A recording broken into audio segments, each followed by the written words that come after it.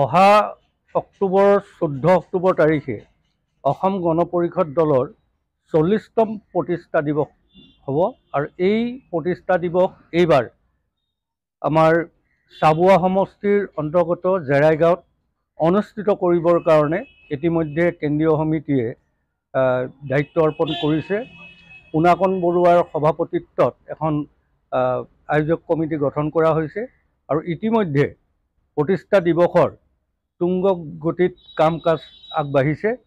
আমি আশা ৰাখিছোঁ যে এই প্ৰতিষ্ঠা দিৱসত কমেও 30,000 দলীয় কৰ্মী এই অনুষ্ঠানত উপস্থিত হ'ব আৰু তাৰ বাবে ব্যৱস্থা কৰা হৈছে। গতিকে আমি তিনিচুকীয়া জিলা সমিতিৰ তৰফৰ পৰা সমূহ দলীয় সতীৰ্থ শুভাকাংক্ষীক অনুৰোধ জনাইছোঁ যে উক্ত দিনা দহুবন কাটি কৰি হ'লেও এই প্ৰতিষ্ঠা দিৱসত উপস্থিত থাকিবৰ কাৰণে আমি অনুৰোধ জনাইছোঁ।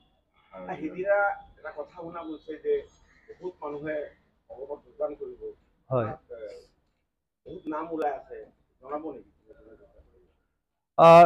আলোচনা কিছু কেন্দ্ৰীয় সমিতিৰ লগত চলি আছে, কিন্তু কথা হৈছে কি এতিয়াও ফাইনেল সিদ্ধান্ত হোৱা নাই।